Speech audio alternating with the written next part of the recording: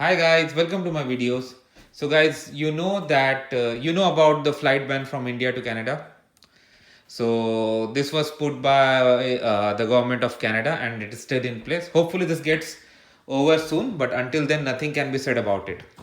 So few points like there although the flights are banned from India, I mean direct flights, let's say Air Canada, Air India are not operating now from India to Canada, but the reverse is also not going through. Like direct flights are not going from Canada to India as well, because the flights come and they go, right? So if they have broken this structure at one point, the other point is already broken, and that is exactly what's happening over here. So what are the options you have? Well, like if you are in Canada, let's say you are in Toronto and you have to travel to India urgently, how can you go? So although there are certain routes people are taking in, but I'm gonna share some information with you that may help you. So recently few people I know, including an OCI, they have traveled India through Doha using the Doha as the transit point.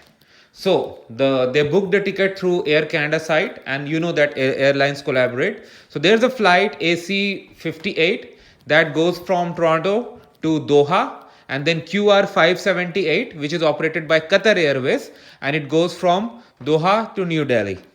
Okay, and there's a layover of 3 hours and 20 minutes. So I'm going to share the detailed experience of what happened exactly. So they reached around 3.5 hours before their flight to the airport, and when they went for check-in and all, although they had done the online check-in, but yes, still you got to drop the baggage. So the queue was huge.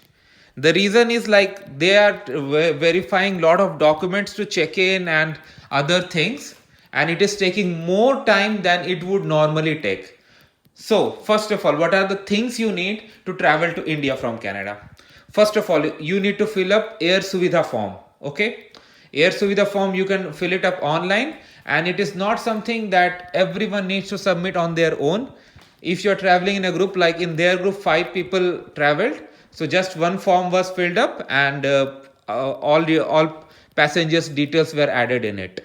Okay, and that printout is really important. You have to carry if you're traveling to India internationally. Okay, first thing. Second thing, India requires you to have a negative RT-PCR test conducted within 72 hours of your departure.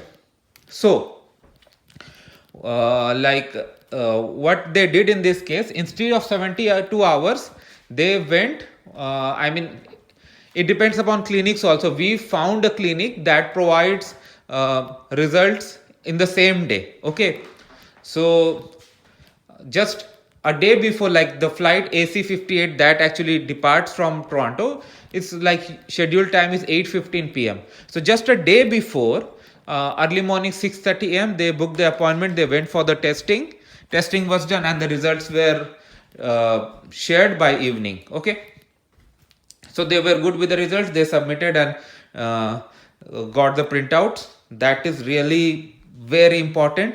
And not only that, like RT-PCR test reports that come, that also you need to carry, because in your Air Suvidha portal, you have to upload your passport and your test report both. It has to be ready. Okay, then what happens next is, if you're transiting through Qatar, you need to understand one more point. Like Qatar, sometimes, they not always, but sometimes they ask you to provide the ISO certification of the clinic as well.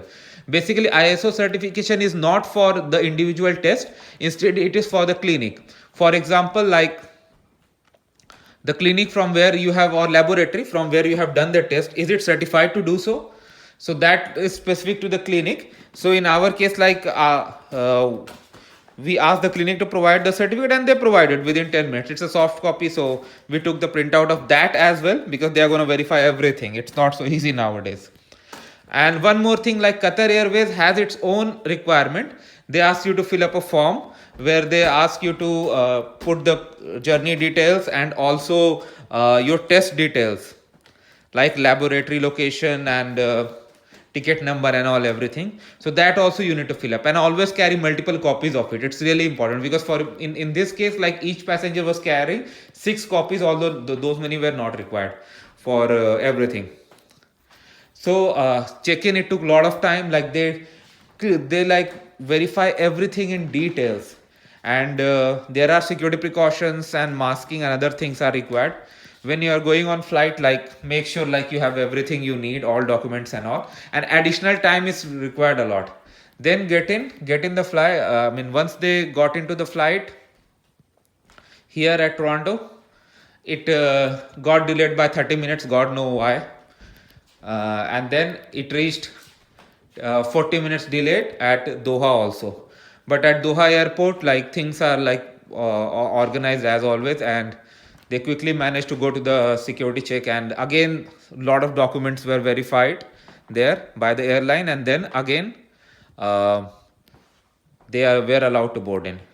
Once they landed in Delhi, so after landing in Delhi, they conduct your RT-PCR test. You can book it in advance, or even if you don't book, you can get it done there itself by paying the cash, or if they accept any other mode of payment. Okay, and after doing that only you are gonna get your luggage back. Otherwise, no. Like first you got to do this.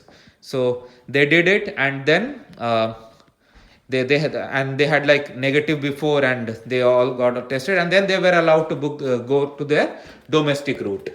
And when they use the domestic traveling to travel to another airport in India, uh, at that airport also they asked to go for RT-PCR test, but because they came internationally and they had done the test at Delhi, they showed the receipts and all, and they were allowed to go out without the test.